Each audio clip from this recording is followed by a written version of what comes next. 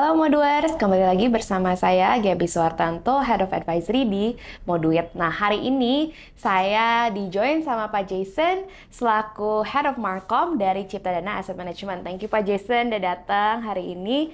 Nah, hari ini kita mau ngobrol dikit nih tentang reksadana ya Pak. Ya. Untuk kita sharing-sharing nih sama audiens kita yang mungkin ada juga yang dari pemula sampai dengan investor yang mungkin sudah lebih experience. Nah, saya juga mau tanya nih Pak, karena kan Ciptadana punya satu reksadana Cipta Dinamika ya. Nah, ini Ya. produk di mana menarik nih karena aset kelasnya banyak, ada dari money market, dari fixed income, sama juga dari equity. Ya. Nah, kalau saya lihat nih dari fund fact sheet, untuk obligasinya itu porsinya sekitar bobot 7% gitu. Nah, kalau boleh tahu nih sebenarnya kalau dari strategi produk ini sendiri, lebih fokus ke equity kah atau kenapa bobot untuk obligasinya itu lebih rendah daripada yang lain gitu? Memang potensi ke depannya kan suku bunga akan mengalami penurunan. Itu berdasarkan ekspektasinya kan. Nah, otomatis ketika suku bunga itu turun, itu biasanya akan berdampak positif terhadap saham-saham. Nah, makanya itu salah satu pemikiran kenapa komposisi sahamnya itu lebih besar, ya sekitar 70-an%. Nah, itu salah satu. Kedua, kita lihat balik lagi terhadap tujuan pembuatan dari reksadana Cipta Dinamika tersebut. Nah, tujuannya adalah untuk menciptakan investasi yang optimal. Artinya bahwa kita pengen keuntungan kita juga maksimal, tapi resikonya terjaga. Makanya proporsi dari pasar uangnya juga nomor 2 terbesar. Jadi di satu sisi kita pengen dapat keuntungan yang besar, tetapi resiko juga terjaga. Itu sih. Oke, I see. Nah, mungkin boleh dijelasin dikit nih Pak, mungkin untuk teman-teman yang masih investor pemula nih yang belum tahu dari jenis-jenis reksadana sendiri. Kalau Ciptadana yang bikin produk ini kan memang untuk kombinasi aset kelasnya banyak nih. Mungkin bedanya apa sih Pak kalau misalnya kita ngomongin tentang reksadana yang menggabungkan antara fixed income dan equity versus yang fixed income sendiri atau equity sendiri? Apakah ini membuat strategi yang lebih fleksibel atau bagaimana tuh Pak?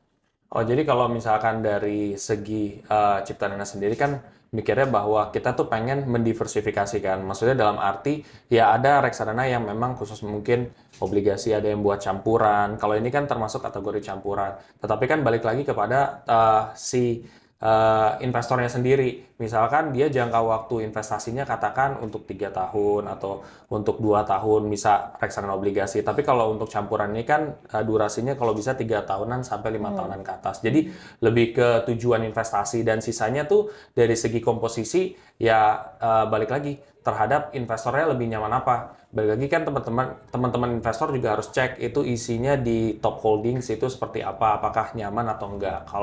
Kalau oke, ya silakan. Tentukan pertama dulu tujuan sama profil risikonya itu penting, baru isinya itu seperti apa. Itu sih. Oke. Nah, kalau kita bicara tentang itu, sebenarnya tipe profil Ya. investor seperti apa sih Pak yang cocok untuk produk spesifik yang ini gitu? Nah, kalau misalkan untuk reksadana campuran ini ya cocoknya buat teman-teman yang mungkin uh, lebih ke moderat ke agresif. Ya, jadi karena di sini juga memang volatilitas tetap masih tinggi ya, tetapi kan nggak se-ekstrim saham. Karena kalau reksadana saham kita juga ada yang ekstrim sampai lebih dari 70% juga komposisinya. Nah, kalau ini masih tergolong moderat ke agresif dan jangka waktunya tuh kira-kira ya sekitar 3 tahunan ke atas. Lebih baik sih 5 tahunan ke atas gitu sih. Oke, I see. Nah, mungkin kalau kita ngomongin balik sih ke yang tadi, Ya. karena kalau misalnya anticipating cut rate itu artinya dampaknya lebih positif kepada saham-saham ya. Nah, itu seperti apa sih kalau outlook-nya di equity sendiri? Karena kan kalau sekarang di sini banyak yang big top names, top 10-nya tuh Ya. di banking sector ya Ya. gitu. Nah, outlook-nya seperti apa nih Pak untuk ke depannya? At least mungkin sampai akhir 2024 gitu. Oke, jadi dari segi outlook ini menarik banget. Karena kan orang pengen tahu dong. Ada yang bilang katanya pemilu nih, bakal terjadi dampak pada saham yang signifikan atau apa. Cuman kita melihat bahwa ya memang secara general di 2024 itu seperti apa. Katalis dari pemilu itu ya memang ada dampak tapi tidak terlalu signifikan kalau yang dilihat juga. Tetapi kita melihat dari beberapa sektor yang menarik itu ada sektor consumer goods. Kita juga lihat dari sektor banking, kita juga lihat dari sektor fashion dan retail, dan juga sektor health. Nah, kenapa? Satu, kita lihat consumer goods. Jadi kalau berdasarkan data yang kita juga himpun dari Cipta Dana Sekuritas Asia juga, memang kalau dari consumer good itu kan ada yang apa namanya tuh kebijakan fiskal. Dari kebijakan fiskalnya itu pengeluaran menjelang pemilu itu biasanya terjadi spending yang besar, dan setelah pemilu pun itu masih tetap ada. Nah, kebijakan fiskalnya salah satunya mungkin teman-teman tahu ya, kayak BLT ya kan, ya supaya apa? Nah, kalau misalkan nanti BLT-nya dibagikan, harapannya kan apa ya, perputaran ekonomi akan lebih lancar, dan otomatis itu akan berdampak juga terhadap dari segi consumer good juga akan meningkat. Nah, sekarang nih belum belum terlalu kelihatan nih, tapi kan ke depan kita masih lihat dong sampai 2024 akhir. Lalu kita lihat dari misalkan perbankan. Dari perbankan juga kita lihat dari indeks yang kita dapat juga bahwa loan growth rate-nya itu meningkat. Sekarang kalau nggak salah di 11,8 atau 11,2 berdasarkan dari Trading Economics. Jadi kita lihat juga sektor banking masih cukup bagus. Ya kan, secara track record juga banking secara rata-rata dia bagus walaupun ada penurunan. Namanya kan juga investasi. Kita nggak selalunya pengen naik terus kan. Nah, itu juga kita lihat potensial. Terus kita lihat dari sektor health. Nah, kenapa sektor health itu potensial? Karena sektor health ini, dia kan kita tahu lah, di 2020 terjadi pandemi, ya kan, COVID.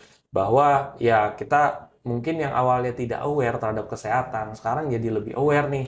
Wah, lebih mementingin tentang preventif. Dan ternyata indeks dari Cipta Dana Sekuritas Asia juga di situ kasih gambaran bahwa ternyata indeks dari monthly preventive spending itu meningkat.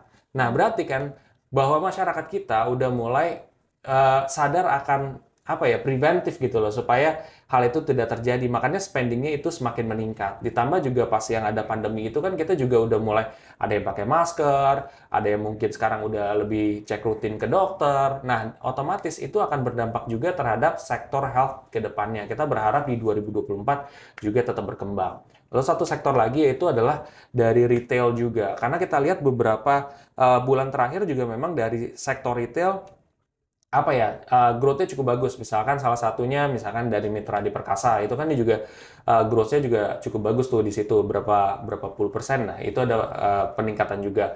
Artinya juga memang di sini sektor-sektor retail tuh memang kelihatannya juga cukup bagus. Dan setahu dari kita juga mereka mentargetkan orang yang middle to up. Kan sebelumnya dia middle ke bawah, sekarang middle to up. Nah, ternyata cukup efektif berdasarkan dari ya sekarang growth-nya seperti itu. Itu sih gambarannya. Oke, menarik banget nih Pak. Mungkin kalau misalnya teman-teman investor ingin punya produk di mana bisa dapat exposure ke sektor-sektor yang lumayan beragam, ini adalah sesuatu yang bisa membantu untuk answer that needs gitu ya. Nah, kalau dari reksadana campuran ini sendiri, biasanya untuk benchmark itu menggunakan tolak ukur apa Pak? Ya, jadi kalau di Fund Factsheet juga sudah dijelaskan, itu indeksnya kita dari Advisor Total Balance Fund Index. Jadi alasannya itu sebenarnya lebih ke karena indeks dari Advisor ini yang untuk Total Balance Fund Index ini lebih menggambarkan secara umum reksadana campuran aja. Oke, I see. Jadi untuk tolak ukur ini sendiri ini akan membandingkan reksadana ini dengan reksadana sejenis lainnya semua yang ada gitu ya. Iya. Oke, I see. Nah, mungkin ini million dollar question yang pasti selalu akan ditanyakan sama investor. Apakah sekarang masih boleh beli nih untuk produk ini dengan saham-saham tersebut yang tadi Bapak udah ceritakan? Mungkin kalau yang dari saya simpulkan dari yang tadi ya, itu memang sudah ada outlook yang cukup bagus untuk kedepannya dari segi economical dan lain sebagainya. Nah, apakah itu ada pengaruh dengan time untuk masuk nih ke produk tersebut? Sebenarnya kalau untuk time untuk masuk itu sedini mungkin ya, atau sesegera mungkin seperti yang Mbak Gaby tahu juga. Karena kan kebutuhan manusia itu semakin lama makin bertambah, usia semakin bertambah, juga akan banyak tujuan keuangan yang butuh kita capai. Jadi Nah, kalau kita sebenarnya punya sifat yang menunda, akhirnya kita juga sulit untuk mempersiapkan banyak dana di kedepan hari. Entah misalkan teman-teman mungkin usianya masih muda, ya belum ada kepikiran untuk membeli rumah, tapi ketika nanti sudah punya anak dan istri, sudah mulai bisa beli, udah merencanakan rumah, itu kan bisa dengan adanya reksadana mempersiapkan biaya reksadana Cipta Dinamika ini bisa menjadi salah satu instrumen juga dan berbagai macam tujuan investasi lainnya. Jadi sebenarnya jangan menunda-nunda sih. Kalau memang ada rezekinya, cash flow-nya udah oke, sisihin dan ya udah tinggal evaluasi berkala setiap bulannya. Thank you Pak Jason untuk sharingnya hari ini.